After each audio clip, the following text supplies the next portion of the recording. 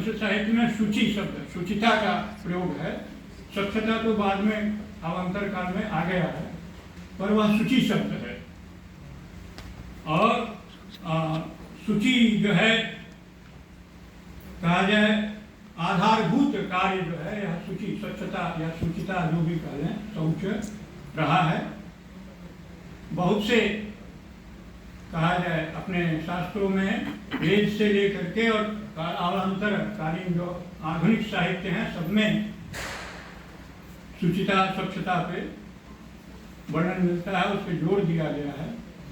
वस्तुतः यह विषय जो है एक प्रकार से कहा जाए तो धर्मशास्त्र का है, मूल रूप से धर्मशास्त्र का विषय। कहाँ हमें शुचिता और स्वच्छता का करना है, नहीं करना है, इत्यादि यह सब विषय धर्मशास्त्र में आता है। और धर्मशास्त्र के आधारभूत ग्रंथ, जिसे प्रस्थान हम कहते हैं संस्कृत में, स्मृति, सूत्र, ये हैं स्मृति और सूत्र। स्मृति साहित्य और सूत्र साहित्य धर्मशास्त्र के अंतर्गत। और फिर तीसरा आता है निबंध, के प्रस्थान त्रय है निबंध। तो सूत्र साहित्य में, स्मृति साहित्य में भी और निबंध में भी काफी उस पर स्वच्छता पे चर्चा हुई है और उसका उल्लेख है। मूल रूप से दक्ष स्मृति में इस पे काफी जोर दिया गया है। वो कहते हैं कि शौचे यत्न सदा कार्य शौच मूलो द्विजः मतः शौचाचार विहीनस्य समस्ता निष्फला क्रिया। माने हम जो भी कार्य करते हैं, अगर हम शुचिता पूर्वक नहीं करते हैं तो वह कार्य पूर्ण नहीं हो सकता, नहीं हो पाता है। नहीं हो पाता से तात्पर्य है कि जो अपेक्षित फल है हम वह फल प्राप्त नहीं कर पाते हैं। इसलिए हमें शौच में, शुचिता में, स्वच्छता में हमेशा जोर देना चाहिए, ध्यान देना चाहिए। बाद में पतंजलि योग सूत्र में भी इस पे शौच पे काफी वो कहते हैं, शौच संतोष तपः स्वाध्यायेश्वर प्रणिधान नियमः। वो नियम में जब योग के बारे में नियम की चर्चा जब करते हैं, उसमें प्रथम स्थान में शौच को रखा। मनुस्मृति ने भी ऐसा ही कहा है, अहिंसा सत्यमस्तेयम शौचमेन्द्रिय निग्रह एतम सामासिकम धर्म चातुर्वर्ण्य मब्रवीत मनु। माने सभी के लिए ये जो है अहिंसा, सत्य, अस्तेय, शौच, इंद्रिय निग्रह, ये जो है सभी के लिए आवश्यक है और सभी को इसका पालन करना चाहिए। और फिर हम लोग देखते हैं प्रायः हम में से जो नित्य कर्म में कुछ न कुछ पूजन पाठ इत्यादि करते हैं या कुछ आयोजन करते हैं, तो शुचि की बात वहाँ भी होती है। पहले पवित्र होइए तब पवित्र होइए। वो सत्व ब्राह्मण में एक उक्ति है, देवो भूत्वा देवम यजेत। आप देव पूजन कर रहे हैं, कुछ भी देव कार्य कर रहे हैं, तो स्वयं अपने अंदर पहले देवत्व का आह्वान करिए और उसकी प्रथम सीढ़ी है पवित्रता, शुचिता, पवित्रता करिए। तो हम लोगों ने प्रायः सुना होगा और बहुत लोग बोलते भी होंगे, प्रयोग भी करते होंगे, अपवित्र पवित्रो वा सर्वावस्थांग दोपिवा यह स्मरेत पुंडरीकाक्षम स बाह्याभ्यंतरः शुचि। अर्थात शुचि जो है पवित्रता दो प्रकार की है, व्यक्तिगत रूप से बाह्य और आभ्यंतर। माने अंदर से भी हम पवित्र हों, बाहर से भी। स्नानादि क्रिया हम जब करते हैं तो वह बाह्य शुचिता होती है हमारी, और आंतरिक शुचिता के लिए फिर जो है वो भाव शुद्धि की बात होती है। और उसके लिए हम पूजा पाठ जब प्रारंभ करते हैं, कोई भी क्रिया करते हैं, तो कुछ अपने उसके लिए करते हैं। तो ये है दक्ष स्मृति में पुनः इसी प्रसंग में कहा गया है, इसी बात को कहते हैं कि शौचंच द्विविधम प्रोक्तम बाह्यम आभ्यंतरम तथा। और उस समय शौच की विधि किस प्रकार से, कैसे शुचिता बाह्य आभ्यंतर शुचि करनी है, तो बाह्य शुचि कैसे होगी। कहते हैं मृत जलाभ्याम स्मृतम बाह्यम। मिट्टी का और जल से, मिट्टी से उस समय प्रायः हम लोगों को ध्यान होगा, बहुत लोग अभी तो अब युवा पीढ़ी, आज की पीढ़ी को उतना नहीं, हमें से भी हम लोग बदल चुके हैं। तो पहले शौच शौचादि के बाद प्रातः हस्त प्रक्षालन मिट्टी से अथवा राख से ही होता था। तो शरीर से पूरी अभी भी प्राकृतिक चिकित्सा में पूरे शरीर के में मिट्टी लेपन करके शुचिता के लिए करते हैं। उसी के मृत जलाभ्याम श्रुतम बाह्यम भाव शुद्धि स्थानांतरम। भाव शुद्धि, हमारे विचार के भाव की शुद्धि हो, यह आंतरिक शुद्धि में आता है। आंतरिक शुद्धि हम कैसे जाने?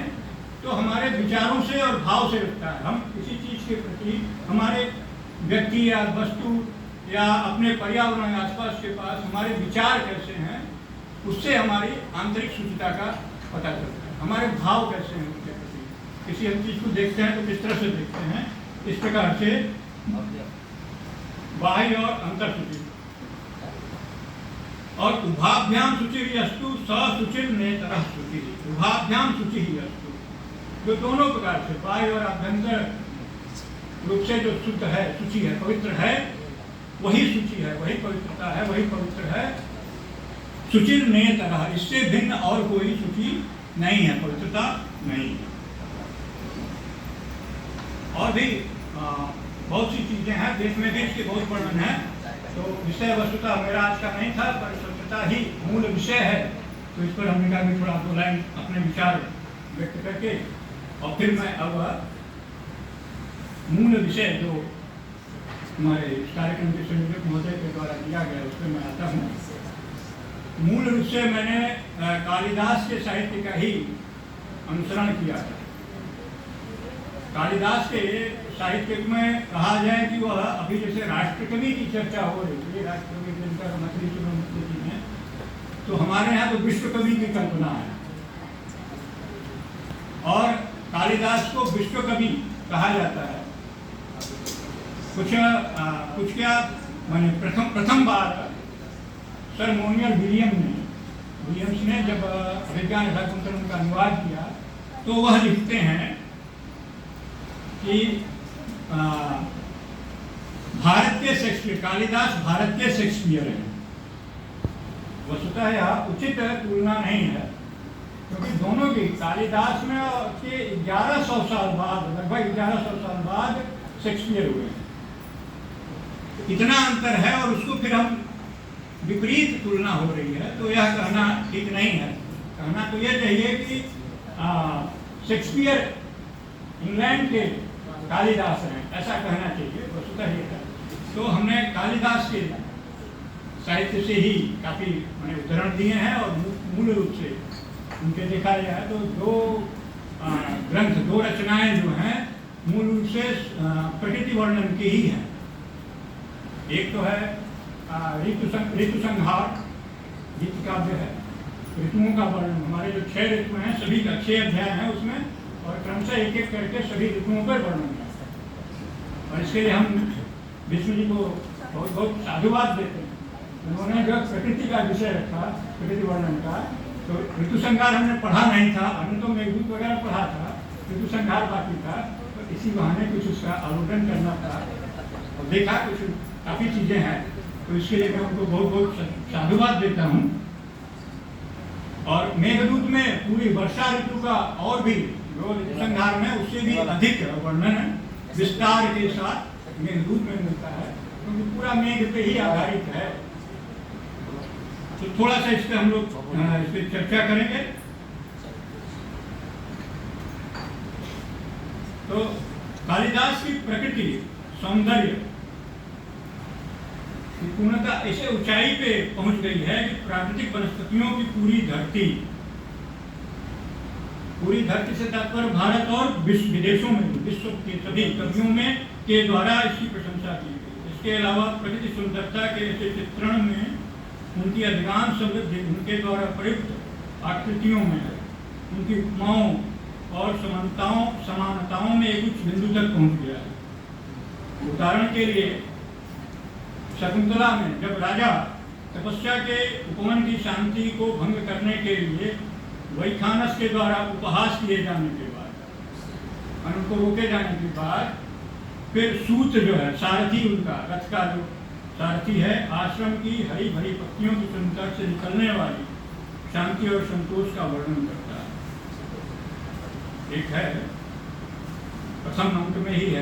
निवार शुक गर्भ कोटर मुख भ्रष्टाश तरुणाम प्रश्निष्ठा कुचिलिंगुली फल भिदसुच्यंत एवोपला विश्वासोपगमात भिन्न गतय शब्द सहंते मृगास्तोयाधार पथाश्च बलकर शिखा निश्चंद रेखांकिता। ये मूल पंक्ति है। जैसे शुक सभी समझ रहे होंगे, तोते के तोता जो कहते हैं, यहाँ तोते से भरे खोखले कोटर जो है, तनों के मुंह में गिरे हुए वृक्षों के नीचे जंगली चावल के दाने हैं। इंगुदी के तैलीय फलों को कुचलने के लिए पालिश किए हुए पत्थर भी दिखाई देते हैं। हिरण के बच्चे भी आत्मविश्वास प्राप्त करके मनुष्य की आवाजें सुन लेते हैं और जलाशयों के रास्ते छाल के कपड़ों के सिरों से टपकने वाले बलकल शिखा निश्चंद रेखांकिता रेखाओं से चिन्हित हो जाते हैं। और वृक्ष भी उनकी जड़ें पानी की नहरों में धुल रही हैं, उनकी शाखाएं हवा में हिल रही हैं, उनके रंग नए अंकुरों से चमक रहे हैं जो घी के कारण मुश्किल से दिखाई देते हैं। और उनमें हिरण निर्भय होकर बगीचे में आराम से चल रहे हैं। जहाँ दर्भ घास के डंठल काटे गए, दर्भ जो है घास जो है उसको काटा हुआ है, ऐसे इस प्रकार से विस्तृत। इस प्रकार से देखें, प्रकृति का जितना अच्छा वर्णन कालिदास ने किया है प्रायः आज तक किसी कवि ने नहीं किया और शायद ही कोई आगे कर पाए। फिर इसी क्रम में जब वह शिकार को रोकते हैं, शिकार वसुधा दुष्यंत वहाँ जंगल में शिकार खेलने गए थे और वहाँ से भटकते हुए वह आश्रम में पहुँचे हैं महर्षि कर्ण के। तो वहाँ जो है वहाँ के फिर और भी वर्णन करते हुए आगे करते हैं कि जैसे भैंसें अपनी सींगों से बार बार टकराने वाले तालाबों के पानी को हिला दें, तालाबों में सुअर की कतार से सरसों को अविचल रहने दें, मेरा यह धनुष बिना डोरी के शांति से विश्राम करो। वो अपने धनुष से ऐसा करें कि गाहंता महिषा निबान शरीर श्रृंगे मुहुस्ताड़ित छायाबद्ध कदम्बक मृगकुल रोमंथ मक्षसु विश्रब्ध क्रियता वराह प्रतिभिम मुस्ताक्षति पल्वले विश्राम लभतामिदं च शिशिरज्जावन्दमस्मत्थनुम्। माने शकुंतला अभिज्ञान शाकुंतलम के प्रथम 3 जो अंक हैं उसमें प्रायः इस प्रकार से समान वर्णन मिलता है, काफी समानताएं हैं। परंतु चतुर्थ अंक में शकुंतला के आश्रम से प्रस्थान का वर्णन, जब वह विदा होकर महर्षि कर्ण आते हैं और फिर वह शकुंतला की विदाई होती है, वह राजा के पास भेजी जा रही है और वहाँ के जो लोग ब्रह्मचारी उनको लेकर के जाने वाले हैं, ऐसी उस स्थिति में वहाँ की प्रकृति का, उस आश्रम की प्रकृति का, सुंदरता का वर्णन मिलता है। तो मैंने यह जो वर्णन है वो कालिदास की प्रतिभा जो है उसकी समृद्धि उत्कृष्टता का द्योतक है, वहाँ जो उन्होंने वर्णन किया है। और उनके प्रकृति के प्रति प्रेम, जो उनका प्रेम है इत्यादि गहरी सहानुभूति, सबका वर्णन उन्होंने बड़े ही उचित किया। और वस्तुतः जो प्रकृति से माने जुड़ा हुआ हो वही कर सकता है, पूर्ण रूप से जो प्रकृति से जुड़ा हो वही कर सकता है। जैसे एक उदाहरण है चतुर्थ अंक में, अनुमत गमना शकुंतला तरुवीर्य वनवास बंधुवे परभृत विरुद्ध कलयथा प्रतिवचनी कृतमेधिदृशम। कश्यप की युक्ति है कि हे तपस्वी वृक्षों सुनो सुनो, जो तुम्हारे जल पीने से पहले कभी जल पीने का प्रयास नहीं करती। मैंने शकुंतला का वर्णन है, वो उसकी विदाई हो रही है और वह कैसी है, तो वह आप लोग सभी पशु पक्षियों से कही जब तक आप जलपान न कर लें तब तक वह जलपान नहीं करती, जल नहीं पीती। पुष्पों वहाँ आश्रम में लगे हुए पुष्पों को वह नहीं तोड़ती है, क्योंकि जो है जबकि वह श्रृंगार प्रिय है, श्रृंगार प्रिय है, बहुत ही उसको श्रृंगार प्रिय है, तथापि वह नहीं तोड़ती इत्यादि इस प्रकार के तथा आभूषणों की शौकीन होने के बावजूद भी तुम्हारे प्रति स्नेह के कारण कभी पूर्ण नहीं तोड़ती, तथा तुम्हारे फूलों के खिलने पर ही जिसका सबसे अधिक हर्ष होता है वही शकुंतला, मैंने जब फूल खिलते हैं तो वह बहुत प्रसन्न होती है देखकर, सबसे ज्यादा प्रसन्नता शकुंतला को ही होती है। वही शकुंतला अपने पति के घर जा रही है, उसे सभी लोग विदा करें। और शकुंतला को उसके बाद फिर अपने जंगली रिश्तेदारों कहा जाए, वृक्षादि जो है उनको कहा कि वन में स्थित जो उनके स्नेही जन हैं उनके पास जाने की उसको बताया कि जाओ मिल लो सभी से। वहाँ फिर उसे गीत भी का वर्णन करते हैं और पूरे प्रकृति का चित्रण ऐसे गीत भी वर्णन है। अब इसी प्रकार दूसरी जो रचना है कालिदास की ऋतुसंहार, तो ऋतुसंहार में पूर्ण रूप से जो अपने यहाँ की 6 ऋतुएं हैं, 6 ऋतुओं का वर्णन है। उसमें 6 अध्याय भी हैं, एक एक ऋतु को लेकर के 6 ऋतुओं का वर्णन किया गया है। जैसा कि एक विद्वान है आरिश पंडित, उन्होंने अपने इसी का अनुवाद किया, संस्कृत का तमाशा ऐसा करके उन्होंने किया है। शब्द तो कुछ सामान्य लग रहे हैं पर अच्छे उन्होंने किया है। गर्मी और लिखते हैं कि वह जो है ऋतुसंहार जो है गर्मियों से शुरू होता है और वसंत के आगमन के साथ समाप्त होता है। वसंत का वर्णन करके वह समाप्त करते हैं। एक प्राचीन कहावत भी है अपने यहाँ भी, तो हमारे लिए माने ब्राह्मणों के लिए तो बहुत ज्यादा है, पर मधुर से भोजन की समाप्ति जब हम करते हैं तो मधुर से करें। भोजनम मधुरम स्निग्धम, तो भोजन है जो है मधुर से समाप्त करना चाहिए। तो इसी को ध्यान में रखते हुए कालिदास ने भी अंत में मधुर वसंत के वर्णन के साथ ऋतुसंहार का पूर्ण किया है। तो प्रत्येक शर का विषय वस्तु जैसा बताया क्रमशः ग्रीष्म, वर्षा, शरद, शीत ऋतु, हेमंत और वसंत इत्यादि ऐसे करके उन्होंने वर्णन किया है। यहाँ एक बार देखते हैं कि इनके क्या कहते हैं। प्रफुल्ल चूतां, ग्रीष्म का वर्णन है। प्रफुल्ल चूतां पुरतीक्ष्ण सायको द्विरेफमालां विलसत् धनुर्गुणः मनांसि वेद्धुं सुरतोत्सुकानां वसन्तयोद्धा समुपागतः प्रिये। द्रुमाः सपुष्पाः सलिलं सपद्मं स्त्रियः सकामा पवनः सुगन्धे सुखाः प्रदोषा दिवसाश्च रम्याः सर्वं प्रिये चारुतरो वसन्ते। वापी जलानां मणिमेखलानां शशाङ्कभासां प्रमदाजनानां चूतद्रुमाणां कुसुमानतानां तनोति ददाति सौभाग्यमयं वसन्तः। क्या वसंत का वर्णन कर रहे हैं। तो ये समापन मधुर से करना है पर आरंभ भी मधुर से करते हुए यहाँ पे वसंत से मैंने प्रयास किया है, कालिदास ने तो किया है। मैंने इसका अर्थ कहा जाए तो इसे है योद्धा वसंत शस्त्रास्त्र धारण किए हुए आता है, फुर्तीले फुर्तीले शस्त्रों से सुसज्जित उड़ते हुए आम के फूल और मधुमक्खियों की बड़बड़ाहट वाली पंक्ति उसकी चमकदार धनुष की झंकार है। वह अपने पुष्पमय श्रीलम सपत्म, वो अपने पुष्पमय बाण चला रहा और मेरे प्यारे प्रेमियों के दिलों को छेदने के लिए फूलों से लदे पेड़ों पर महिमा का नृत्य है। पानी कमल और कुंदनी से लदा हुआ है। सुगंधित हवा सुगंध मुक्त करती है और युवतियां प्रेम के सपनों से भर जाती हैं। इस प्रकार फिर कहा दिन की सुस्त पूर्णता एक थरथराती हुई सांझ में बदल जाती है और जो कुछ भी सांस लेता है या चलता है या फिरता है वह वसंत में अधिक मधुर होता है। और भी है हवा में बसंत की सांसें इत्यादि वह प्रकट में आ चुका है।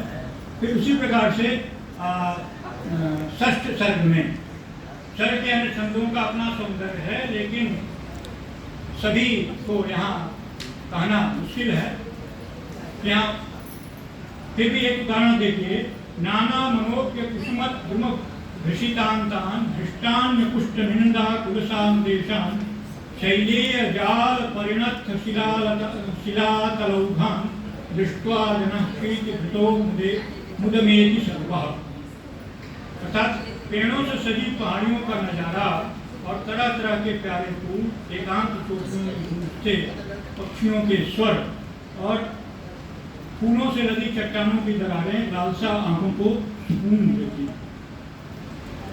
अब इसी क्रम में प्रत्येक ऋतु में प्रकृति सुंदरता को देखते हैं, जैसा कि हमारे कवि कालिदास जी ने सूक्ष्म निगाहों से अपनी सूक्ष्म निगाहों से देखा है और अपने बहुमुखी प्रतिभा से चमकीले चटकीले रंगों में उनको प्रस्तुत किया है।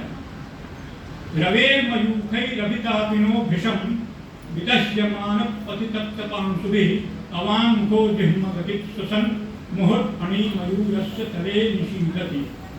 अर्थात गर्मी अपने यहाँ पे वसंत का वर्णन है, ग्रीष्म का वर्णन है। गर्मी अपने प्रचंड रूप में आती है और यह प्रेमियों के लिए कष्टदायक है, लेकिन यह जंगल के जानवरों की शिकारी प्रवृत्ति को कम कर देती है। जैसे नाग अपने फन को दबाए हुए, अवांग को दबाए हुए और बिना मुड़े हुए सर्पिल चाल में कभी कभी हाँफता है और मोर की छाया में जमीन पर आराम करता है। वस्तुतः क्या है, मोर, मयूर और सर्प का द्वेष, विरोध बहुत जबरदस्त है, परंतु गर्मी ग्रीष्म ऋतु ऐसी है कि वह मयूर और सर्प को एक साथ कर देती है।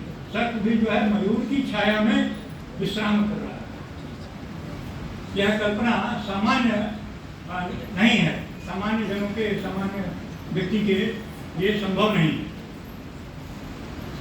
फिर इसी क्रम में आगे भी है तृषा, माने जानवरों की जो प्यासी ग्रीष्म ऋतु है तो प्यास से सभी पीड़ित हैं और यहाँ तक कि वनराज को भी उसके अपने बहादुरी, माने कहा जाए उसके वीरतापूर्ण कार्यों से उनको वंचित किया हुआ है। गर्मी से, ग्रीष्म से इतने परेशान हैं। तिषाम हत्या हत विक्रमोद्यमः स्वसन मुहुर्दूर विदारिताननः न हंत दूरेति गजान्वेश्वरो विलोल जिह्वश्चलिताग्रकेशरः। माने जबड़े खुले रखकर जोर से हाँफते हुए, लटकती जीभ हाँफते हुए अयाल के साथ वह पास के हाथी को अनदेखा करता है। शेर भी जो पास में ही हाथी है उसको भी अनदेखा करता हुआ, हालांकि उसे वस्तुतः शेर को युद्ध पसंद है पर वह उनको उपेक्षित कर रहा है। पास में हाथी है पर वह उसके ग्रीष्म के कारण, ग्रीष्म ऋतु के प्रभाव से वह युद्ध की स्थिति में नहीं है। इसी क्रम में और भी आगे मिलता है कमल वन चितांबु पाटलामूलरत्न सुख सलिलंशेक शेख चंद्रांशुभारः मृजत तव दाघट कामिनी समेतो निशिसुललित वित्ते धर्म पृष्ठे सुतेना। अर्थात आप अपनी गर्मियां बिताएं जहाँ कमल और अन्य पुष्प तालाबों में अपना सिर उठाए और फूलदार पाताल हवा को सुगंधित करें और इच्छानुसार स्वच्छ जल में डुबकी लगाएं और चाँद की चांदनी का आनंद ले जो मोतियों में चमक बिखेरती हैं और रात में खुली बालकनी में जब हवा में बीज गूंजते हैं एक मधुर और कोमल आवाज से आप आकर्षक महिलाओं के बीच मीठी बहती नींद में यह बसंत के ग्रीष्म के वर्णन में यह ऐसा आता है। हम प्रकृति के प्रेमी हैं, यह सर्ग हमें मौसम की सुंदरता में उन जंगली नदियों द्वारा प्रेम का सुझाव देता है जो अपने किनारों पर डगमगाते पेड़ों के उत्सुकता से गले लगाते हैं, जैसे ये पागलों की तरह समुद्र की ओर भागते हैं और बारिश से भरे बादल पहाड़ की चोटियों की चट्टानों को छूने के रुकते हैं। वास्तव में लेकिन बारिश से आग बुझ जाने के बाद परिस्थिति वर्षा जी सर थोड़ा सा विकचन कुसुम वत्स सुंदर भाषा प्रबल पवन वेगो भूत वेगेन पूर्णं करु विकपलताग्रलिंगन व्याकुलेन दिशि दिशि परिदग्धा भूमय पावकेन। माने तरु विकपलताग्रलिंगन माने कहते हैं कि जहाँ वन में जंगल आग, जहाँ आग बुझती है, नए छिड़के गए वर्षा से आग बुझ गई है और कदम्ब के वृक्षों से उल्लास पूर्वक सजी हुई है। पूरा वन जो है कदम्ब के पुष्पों से, फल से, पुष्प से एकदम आच्छादित हो गई है और सारा वातावरण जो है खुशी को, आह्लाद को व्यक्त कर रहा है। और कहा जाए प्रकृति में सभी पक्षी जो है वह आह्लादित होकर के नृत्य कर रहे हैं और पेड़ भी जो है, वृक्ष भी चंचल हवाओं के द्वारा काफी जो है कहा जाए कि उछल रहे हैं, अपने हवा से हिल रहे हैं, जैसे लग रहा है मानो वो आह्लादित होकर के उछल रहे हैं, अपनी खुशी को प्रकट कर रहे हैं। साथ ही केतकी पुष्प है, उसके पुष्प भी सुगंधित होते हैं। केतकी के पत्तों की तीखी सफेद पत्तियों ऐसे लगती हैं जैसे मानो कोई एक नायिका मधुर मुस्कान कर रही हो, ऐसा वर्णन है। फिर इसी क्रम में शरद ऋतु का एक वर्णन देखते हैं कालिदास के ऋतु संहार में ही, कि उसमें जो है तृतीय सर्ग में शरद का वर्णन है।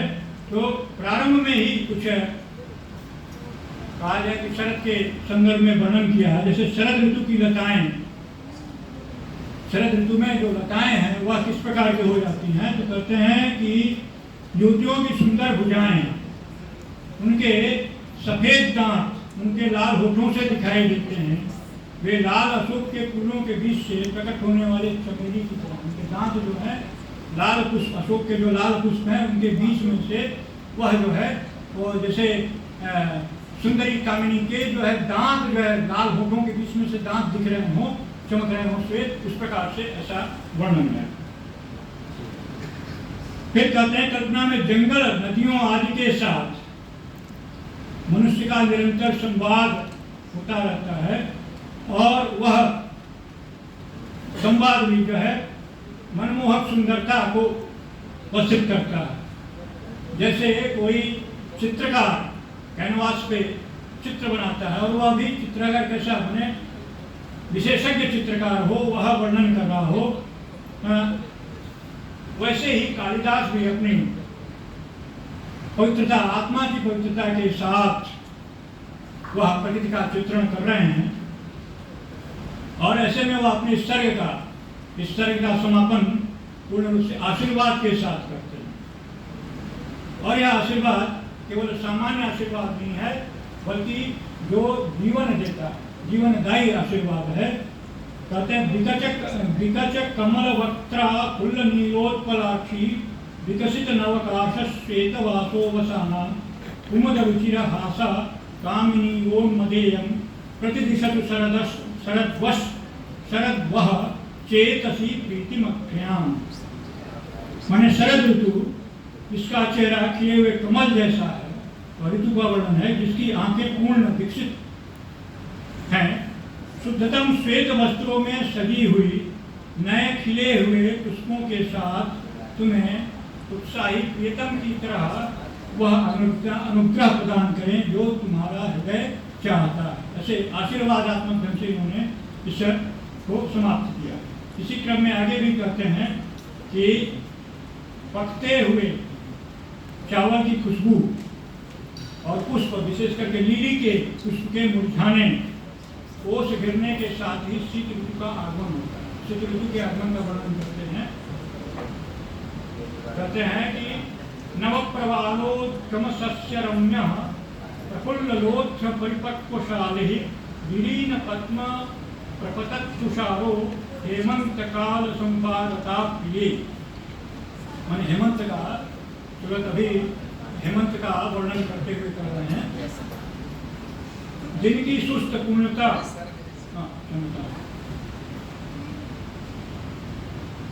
फैला हुआ जौ चमकता है, कोमल हरी कढ़ाई के साथ चावल की फसल पक रही है और रौद्र के पेड़ फूल रहे हैं और लीली मुरझा रही है। और इस तरह गिरती हुई ओस ठंड के सुखद मौसम का आगमन करती है। यदि ऋतुसंहार में कालिदास ने हमें ऋतुओं के वर्णन में अपनी विशेषता दिखाई है। उनकी अद्वितीय सुंदरता उनकी अपनी है, तो मेघदूत में वे वर्षा ऋतु की अत्यधिक सुंदरता का अपना उत्कृष्ट चित्रण प्रकट करते हैं। इस काव्य में हम कालिदास की गीतकार के रूप में श्रेष्ठता को देखते हैं, तो जो ऋतुसंहार में उनके द्वारा किए गए उत्कृष्ट चित्रणों से भी आगे, अर्थात मेघदूत में जो वह वर्णन करते हैं तो वह ऋतुसंहार से भी आगे चल करके और भी श्रृंगार युक्त वर्णन करते हैं। मेघदूत में कालिदास की शैली प्रवाहपूर्ण, जीवंत, सशक्त और करुणा और जुनून से भरी है। इसका चित्रण कवि की विशेष विशेषता है। वह यहाँ प्रकृति के उस गहन ज्ञान को प्रकट करते हैं जो न केवल कहा जाए कि सटीक है, बल्कि सहानुभूतिपूर्ण भी है। अब हम सभी जानते हैं कि मेघदूत में यक्ष का वर्णन है, और यक्ष जो है वह उसको भी देश निकाला मिला हुआ है और वह अन्यत्र स्थान में रह रहा है। वह अपने यक्ष जो है मेघ के द्वारा अपनी प्रियतमा को संदेश भेज रहा है। तो मेघ को बता रहा है कि वह कैसे जाना है, मार्ग इत्यादि का निर्देश भी किया है उसने। तो यक्ष अपनी प्रेम विह्वल अवस्था में कल्पना करता है कि उसने मेघ में एक मित्रवत संदेश वाहक को खोज लिया। उन महान लोगों में से एक जो मानसून की शुरुआत में उष्ण कटिबंधीय आकाश में घूमते हुए जीवन के साथ सहज प्रतीत होते हैं और भूमध्य रेखीय महासागर से हिमालय की बर्फ तक धीमी और गंभीर गति के साथ आगे बढ़ते हैं। इस साहसी लेकिन अप्राकृतिक मानवीकरण की भावना में यक्ष मेघ को संबोधित करता है, उसे यह संदेश सौंपता है जिसे वह अपनी आसक्ति के अनुपस्थित विषय को तक पहुंचाना चाहता है। आसक्ति का अनुपस्थित विषय माने वह यक्षिणी है, उस तक पहुंचाना चाहता है। यह उस दिशा का वर्णन करता है जिससे मेघ को यात्रा करनी है।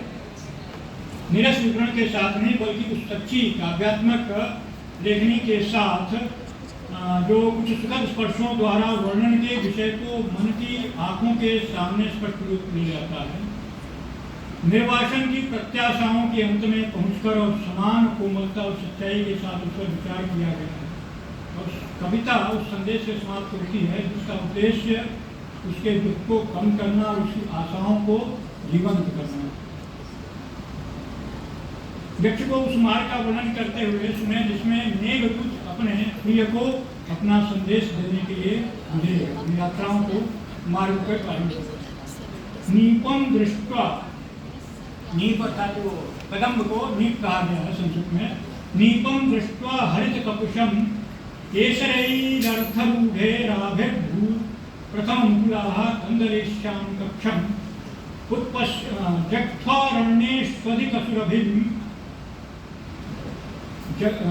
जग्ध्वारण्येषु अधिकसुरभिं गन्धमाघ्राय चोर्व्याः सारंगास्ते जललवमुचः सूचयिष्यन्ति मार्गम् उत्पश्यामि द्रुतमपि सखे मत्प्रियार्थं यासोः कालक्षेपं ककुभरसुरभौ पर्वते ते शुक्लापाङ्गैः सजलनयनैः स्वागतीकृत्य टीकाः प्रत्युद्यातः तथामपि भववान् गन्तुमाशु व्यवस्येषु पाण्डुच्छायो पवनकृतयः केतकैः सूचिभिन्नैः नीडारम्भैर्गृहबलिभुजामाकुलग्रामचैत्याः तय्यासन्ने प्रणितफलश्यामजम्बूवनान्ताः सम्पत्स्यन्ते कतिपयदिनस्थायी हंसादशानाः। अर्थात कदम्ब के फूल को देखकर जो जन्म लेने के लिए संघर्ष करे तंतुओं से आधा हरा है और केले के पेड़ जो दलदली तट पर अपनी पहली कलियां निकाल चुके हैं और जले हुए जंगलों में धरती की मीठी मीठी गंध को सुनते हुए हिरण पानी की बूंदे छोड़ते हुए तुम्हारा पता लगाएगा। फिर उत्पश्यामि द्रुतम अपि सखे, कहते हैं यद्यपि तुम मेरे प्रियतम के लिए शीघ्र यात्रा करने के इच्छुक हो, फिर भी मैं देखता हूँ मेरे मित्र तुम हर उस पहाड़ी पर विलंब करोगे जो कुटज पुष्पों से सुगंधित है तथा वहाँ मोरों द्वारा स्वागत घोषित जयकारे लगाए जाते हैं।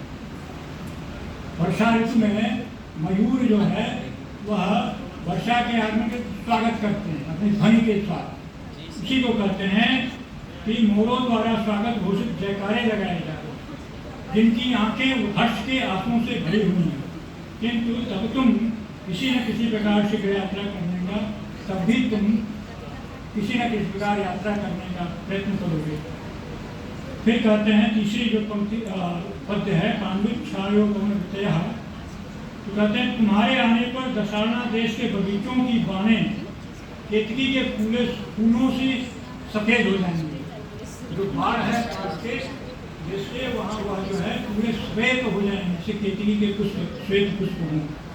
गाँव के वृक्षों पर परिचित कौओं द्वारा बनाए गए अनेक घोषणों से जीवंतता होगी।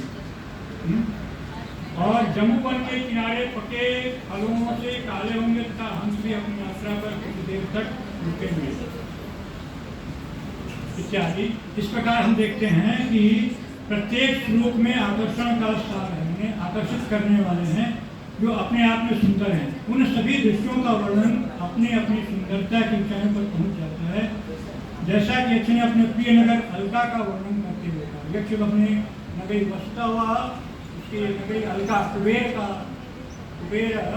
की नगरी जो अलका है वही है, तो अपनी अलका नगरी का वर्णन करता है जहाँ उसकी यक्षिणी निवास करती है। कहते हैं यस्याम यक्षाः सितमणिमया नियत्य हर्म्यस्थलानि ज्योतिष्छाया कुसुमरचिता नियुक्तमस्त्रीय सहायाः आसेवन्ते मधुरतिफलं कल्पवृक्ष प्रसूतं तद्गंभीर फणिशुशनकैः पुष्करेष्वाहतेषु। अर्थात जहाँ वृक्षों पर सदैव पुष्प खिले रहते हैं तथा वे मतवाली मधुमक्खियों के झुंडों से भरे रहते हैं। पुष्पों पे, सुगंधित पुष्पों पे हम देखते हैं मधुमक्खियाँ घूमती रहती हैं, उसी को कहते हैं। कमल के तालाब सदैव कमलों से भरे रहते हैं तथा उनकी उनमें राजहंसों की कतारें होती हैं। सदा चमकते पंखों वाले घरेलू मोर रोने के लिए अपनी गर्दन उठाते हैं तथा जहाँ रातें जो निरंतर चांदनी से प्रकाशित होती हैं वे अंधकार के मार्ग के पूर्णतः अंधकार युक्त मार्ग के पूर्णतः अवरुद्ध हो जाने के कारण सुखद होती हैं। फिर इसी क्रम में वो कहते हैं जहाँ रात्रि में स्त्रियों द्वारा पीछा किए जाने वाला मार्ग सूर्योदय के समय उनके जल्दी चलने के कारण उनके बालों से गिरे हुए मंदार पुष्पों, कोमल पत्तियों वाली लताओं के टुकड़ों, उनके कानों से गिरे हुए स्वर्ण कमलों, मोतियों की मालाओं तथा उनके विशाल स्तनों के संपर्क में आने के कारण टूट चुके हारों द्वारा धोखा गया। वह मार्ग का वर्णन कर रहे हैं अलकापुरी में कैसे हैं। तो जब कामिनियाँ रात में अपने प्रिय से मिलकर के जब लौटती हैं तो वह जल्दी घर जा रही हैं, तो उनके वर्णन हो रहे हैं। कहते हैं वासश्चित्रम मधुनयनयोर विक्रमादेश दक्षम पुष्पोद्भेदम सह किशलैर्भूषणानां विकल्पम लाक्षारागम चरणकमलन्यास योग्यम च यस्यामेकः सूते सकलम अबलामंडनम कल्पवृक्षः। और कहते हैं कि जहाँ पत्तों के समान हरे घोड़े सूर्य के घोड़ों से मुकाबला करते हैं और पर्वतों के समान ऊंचे हाथी अपने रट के कारण तुम्हारी तरह रट अर्थात वह जो जहाँ हाथी के मस्तक पे गंधस्थल से वह जो श्राव होता है उसके लिए शब्द का प्रयोग किया है। तुम्हारी तरह वर्षा करते हैं और युद्ध में रावण का सामना करने वाले श्रेष्ठ योद्धाओं के आभूषण की शोभा चंद्रहासी तलवार के घाव से पीछे पड़ जाती है। तत्रागारम धनपति गृहा, धनपति वेद की चर्चा है कि तत्रागारम धनपति गृहाद उत्तरेणा स्मदपयम दूरालक्ष्यम सुरपति धनुष्चारुणा तोरणेन यस्योपान्ते कृतकतनया कांतया वर्धितो में हस्तप्राप्य स्तपतनुतो बालमंदार वृक्षः। इसी क्रम में और अभी कहते हैं कि जहाँ आप जानते हैं कुबेर के मित्र शिव साक्षात निवास करते हैं, कामदेव भय के कारण अपना धनुष नहीं उठाते, हालांकि उनका कार्य केवल चतुर्दासियों के कामुक हाव भावों का ही द्वारा ही पूरा हो जाता है। साथ ही वे अपने प्रेमियों पर जो उनके लक्ष्य होते हैं भौहें सिकुड़कर निष्फल दृष्टि से तिरछी नजरें डालती हैं। वापी चास्मिन मरकत शिला दत्तसोपान मार्गा हेमैश्चन्न विगत कमले स्निग्धवैडूर्यकादरे यस्यास्तोरे कृत वसतयो मानसं सन्निकृष्टं नाध्यास्यन्ति व्यपगत शुचस्त्वामपि प्रेक्ष्य हंसा। और फिर आगे बढ़ते हुए कहते हैं, वह जब अपने चरम पर तब पहुंचेगा जब अपनी प्रियतमा का वर्णन करता है। उसका वर्णन जो है अपनी प्रियतमा यक्षिणी का जब वर्णन कर रहा है तब वह उसके वर्णन करता है। आलोके ते निपतति पुरासा बलिव्याकुला वा मत्स्यादृश्य विरह तन्वा भावगम्यं लिखन्ति पृच्छन्ति वा मधुरवचनां सारिकां कंजरस्तां कच्चित् भरतो स्मरसि रसिके त्वं हि तस्य प्रियेति। अर्थात सुंदर स्त्री जो वहाँ हो सकती है जिसका शरीर पतला है, दांत नुकीले हैं, निचले होंठ पके बिंब फल की तरह लाल हैं, कमर पतली है, आंखें भरी हुई हिरण की तरह है, नाभि गहरी है, के भार से उसकी चाल चुस्त और स्तन थोड़े झुके हुए, मानो वह सृष्टिकर्ता द्वारा स्त्री बनाने का पहला प्रयास है। माने जब ईश्वर स्त्री को बनाने लगा तब उसका प्रथम प्रयास जो किया था वही था। और फिर वह आगे उस स्थिति का वर्णन करता है जिसमें मेघदूत प्रियतमा को खोजेगा, लेकिन यक्ष दूत को इस प्रकार सावधान करता है। इत्याख्याते पवनतनयं मैथिलीवोन्मुखीसा त्वामुत्कण्ठोच्छ्वसित हृदया वीक्ष्य संभाव्य चैवं सोष्यत्यस्मात् परमवहिता सौम्यसीमन्तिनीनां कान्तोलन्तः सुहृदुपनतः संगमात् किंचिदूनः। अर्थात हे में यदि वह उस समय नींद के सुखों का आनंद ले रही हो, अर्थात उसकी प्रीतमा यक्षिणी जब सो रही हो उस समय, तो 3 घंटे प्रतीक्षा करो, उसके पीछे बैठो और गर्जना मत करना, गर्जना मत। क्यों? क्योंकि मैं उसका स्नेही पति स्वप्न में जिस घनिष्ठ आलिंगन में मिलता हूँ उसे न भूलना। अर्थात वह संभवतः मेरा ही स्वप्न देख रही हो और तुम गर्जना कर दोगे तो मैं जो है कदाचित जो सुख स्वप्न में प्राप्त कर रहा हूँ उससे वंचित हो जाऊँ, इसलिए गर्जना मत करना। अब इससे अधिक सुंदर पद्य, आकर्षक मनमोहक दृश्य प्रेरणादायी अवस्था में कहीं नहीं मिलते। इस प्रकार कालिदास काव्य रचना की उत्कृष्ट कृति का समापन, मेघदूत का भी समापन वह एक आशीर्वाद के साथ करते हैं जो अपने आप में प्रकृति के साथ उनकी एकता को एतत् कृत्वा प्रियमनुचित प्रार्थनावर्तिनो में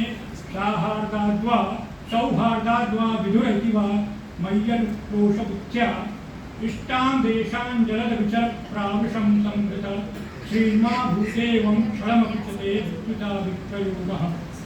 अर्थात हे मेघ, तूने मुझ पर यह उपकार करके, और यह उपकार भी किया तुमने तो कैसे किया? जिसने मित्रता के द्वारा अथवा मेरे वियोग में दया करके तुझसे अनुचित अनुरोध किया, मैंने जो तुझसे अनुचित अनुरोध किया, अब उसका मार्ग कहीं और जाता है तो मैं उससे कहूँ कि गर्जना मत और रुक जाओ, वहाँ करो इत्यादि। इस प्रकार के जो अनुचित अनुरोध किया है, वर्षा ऋतु के कारण अपनी सुंदरता को बढ़ाते हुए जहाँ चाहे वहाँ जाओ, यह कार्य वहाँ तक उसको संदेश देने के बाद तुम जहाँ चाहे वहाँ जाओ, मेरे समान वियोग तुझमें तथा तेरी पत्नी बिजली विद्युत है, मेघ की पत्नी विद्युत है।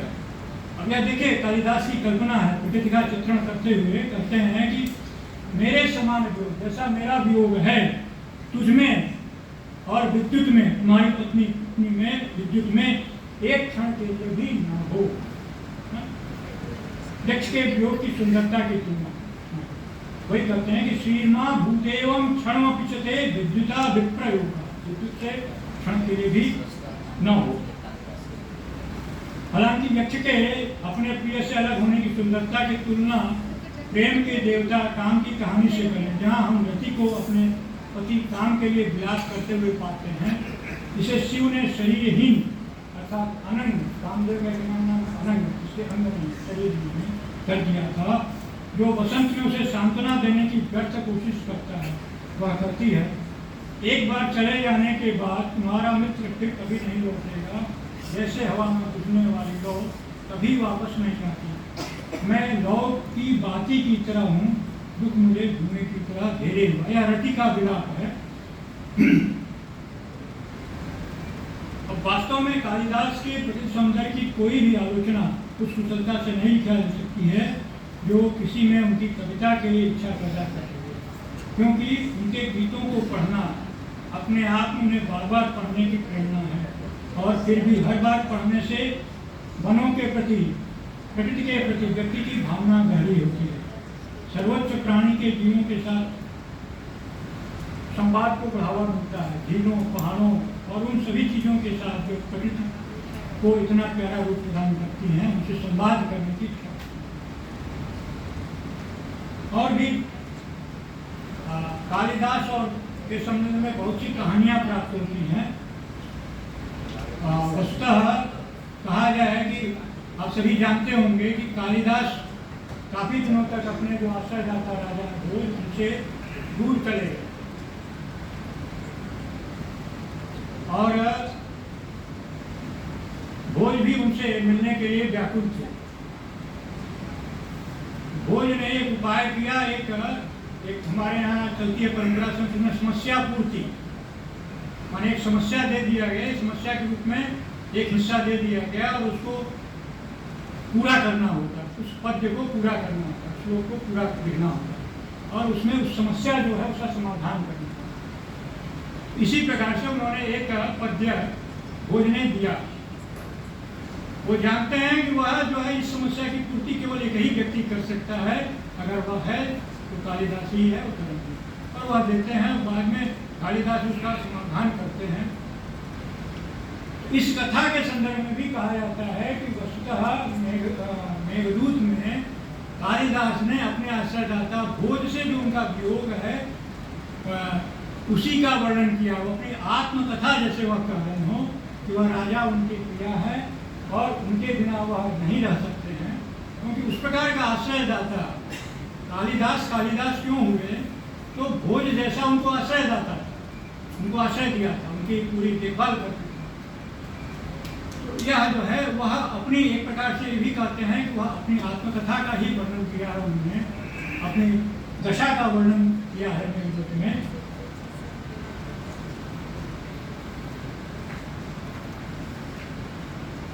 संक्षेप में यह कहा जा सकता है कि तपोवन में पश्चिमों का कालिदास द्वारा किया गया यथार्थवादी चित्रण किसी को यह अनुमान लगाने के प्रेरित करता है, यद्यपि रूढ़वादी रूप से कि वे स्वयं एक सन्यासी थे जिनकी आत्मा ने राजाओं के दरबार में जीवन के सांसारिक कामों से हटने के बाद पूर्ण सत्ता के साथ संवाद किया था। यह अनुमान अजीब लगता है, लेकिन यहाँ एक व्यक्ति अपनी कविता और नाटक के माध्यम से बोल रहा है एक ऐसी भाषा में जो इतनी स्पष्ट है कि झरने का पानी जो अभी अभी माँ धरती के गोद में टूटा, इस प्रकार से